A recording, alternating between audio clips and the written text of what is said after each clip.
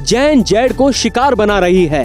Global कंपनियों का असली मकसद ये बताने की जरूरत नहीं है कि Amazon, Procter and Gamble, Walmart, ग्रेटम जैसी किसी भी बड़ी कंपनी में जेन जेड जनरेशन की भरमार है। इन कंपनियों में बतौर डेटा साइंटिस्ट 1 साल के 11 लाख से 60 लाख रुपए तक सैलरी मिलती है। जाहिर सी बात है, इन कंपनियों में सबसे बड़े पैकेज पर जेन जेड जनरेशन ही नौकरी कर रहा है। जैसा कि प्रबंधकीय पदों पर बैठे लोग ये कह रहे हैं कि जेन जेड जनरेशन खुद को सामने वाले से बेहतर, ज्यादा स्मार्ट और ज्यादा सक्षम समझते हैं। कहीं ऐसा तो नहीं है कि इन्हें बेरोजगार बनाकर इनकी सैलरी पैकेज और इनके टेक्निकल स्किल को कमतर आंकने की जानबूझकर कोशिश की जा रही है ताकि बड़ी कंपनियों के मालिक अंधाधुंध लाभ कमा सके। इतना ही नहीं, ऐसा करने से भविष्य में इन बड़ी कंपनियों को कम सैलरी पैकेज में काम करने वाले टैलेंटेड युवाओं की फौज मिल जाएगी।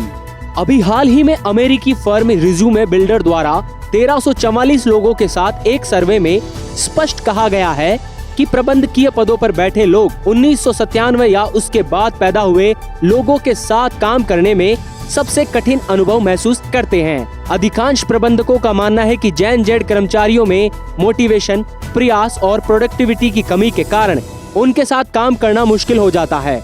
इनमें से कुछ ने कहा कि जेन जेड वर्कर्स बहुत आसानी से नाराज हो जाते हैं, जिससे प्रबंधकों को उन्हें बर्खास्त करने का एक और मौका मिल जाता है।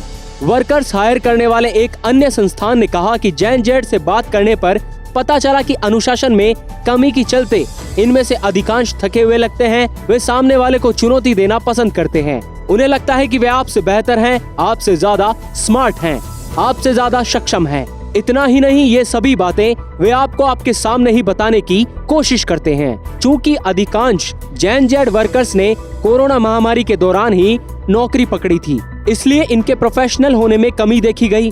कोविड महामारी और दूरस्थ शिक्षा भी एक कारण है, जिसके चलते जेन जेड वर्कर्स अपने शुरुआती दौर में पुरानी पीढ़ियों की तुलना में ज्यादा सफल न हो। स्टेसी हॉलर ने कहा कि हम जानते हैं कि दूरस्थ शिक्षा यानी डिस्टेंस लर्निंग से कम्युनिकेशन स्किल विकसित नहीं हो पाते हैं, जिससे स्वतंत्र रूप से काम करने में रुकावटें पैदा होती है।